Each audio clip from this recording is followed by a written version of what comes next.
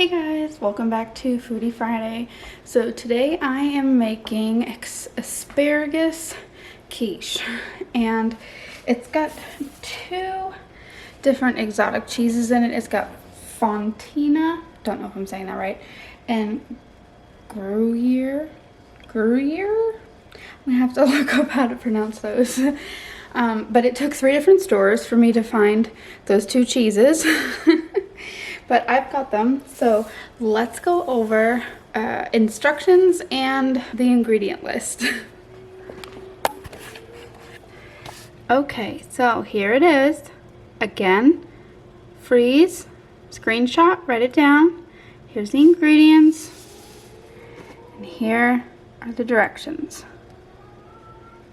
Okay, so we're gonna preheat the oven to 350. So I haven't done that yet. It's a mess again already. I gotta clean it. Alright, so we're gonna let that heat up. We need a pound of asparagus. I got 2 whole stalks of them. I don't really like the ends of them, so I usually cut them about halfway. That's just how I prefer it. So I'm gonna weigh out a pound of that. Need 6 eggs. There's a little bit more than 6 in here, but a cup of heavy cream. I've still got the other half of this from last week's quiche, so that'll use that up. Teaspoon of garlic salt and a teaspoon of pepper. So I had ran out last week, so I ordered some more garlic salt with my order this week, and then as always, you know, I've got my pepper here. I don't freshly grind my black pepper. I don't have time for that. And here's the weird cheeses. 8 ounces of the Fontina and 2 ounces of the Gruyere. And so, where are those? Here they are. I got 1 of this because it only wanted 2 ounces. These were really my only options. And then I had to get 2 of these because they're only like half a pound. No, 0.42 pounds. 0.41 pounds. So that's like 0.8 of a pound. Well, I guess 8 ounces is technically half, but no, they weren't exactly half, so I just got 2. Anyway, just to be safe. And you know, I like extra cheese, so I got those. And then the pie crust. I got the 2-pack again. And like last week's quiche, when I made it out and I poured it in, it actually made 2. And so I don't know if this is going to make 1 or 2 again. I have no idea. I'm hoping it makes 2 because I shared a lot with the people I work with last week, and I really like doing that. I enjoy it. That was fun. So I hope it makes 2 again because I'd like to do it again. So, all right. So it says to peel the asparagus, but I know that I'm going to have to grate the cheese. So I think what I'm going to do before I do anything is grate the cheese, because last week that took the most time, and that was why I wasn't able to film as much. What is it, baby? Can I have a, can you? You need to get dressed. Can you buy me, the big, blue car? It goes on top of the walls on the roof. On the roof? Yeah, and I want the bread. I'll be back. Okay, so I have shredded 1 whole thing of the Fontina, which was about half. I tried to mix it up between these 2 sides. I got smarter this time. Instead of doing it right on the counter, I'm using this on the bottom. And here's where I'm at. It's almost 2 cups. And so I think what I'm actually going to do, instead of opening this other one, is I'm just going to do a little bit more than 2 ounces of this one. And I'm just going to kind of call it a day. That way I can save this and not have to open this and this. I can keep this sealed and use it later in something else. So I think that's what I'm about to do. This was very difficult. It was a very soft cheese, and it was hard. You can see it kind of smeared all over it. So hopefully this one is a little bit easier to do. Okay, so I think that looks to be about 2.5 cups right there. So I got all my cheese shredded. So it actually says the first thing to do is, using a vegetable peeler, slice the asparagus lengthwise into long, thin strips. Leave the tips whole.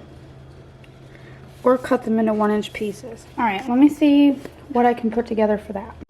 Okay, so I cut the tips off, and then I tried to use the vegetable peeler to do this, and I really am just not a fan, don't really care for how that came out, so I'm not gonna do that.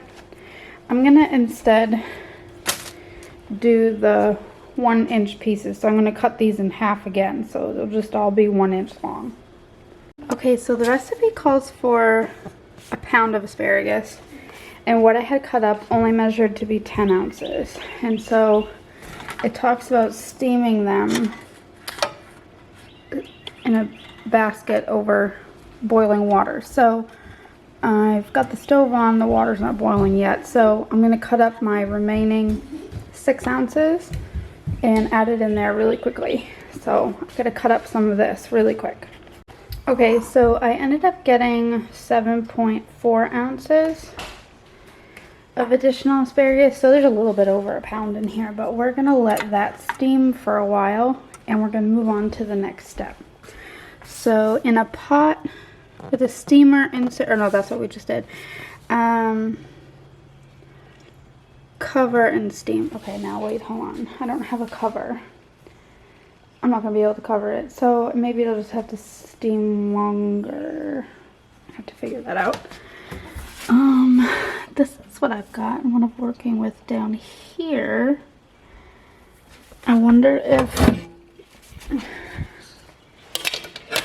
no, it's not gonna help. I'm not really sure.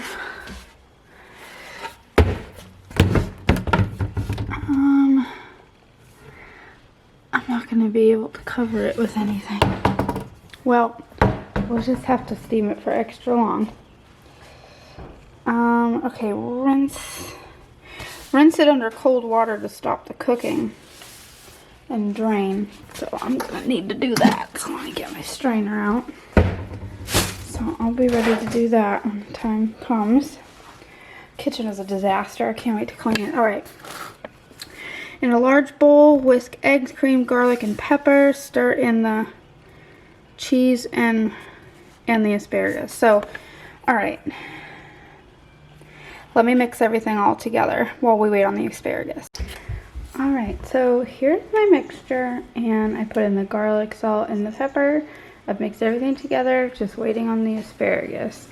I really need to figure out a way how to cover it, because I understand like steaming requires it to be enclosed, but this was my only option that I had, because if you read the directions, it says in a pot with a steamer insert with an expandable steamer basket.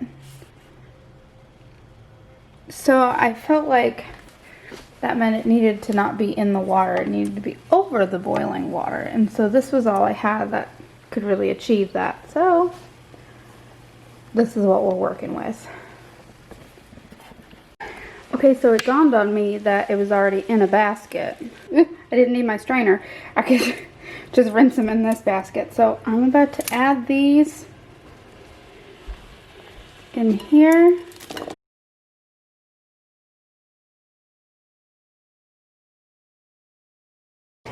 And here they are. I think they both look really good. One always gets a little bit more brown than the other. I think that's really weird and interesting. But they look really good. I can't wait to try it.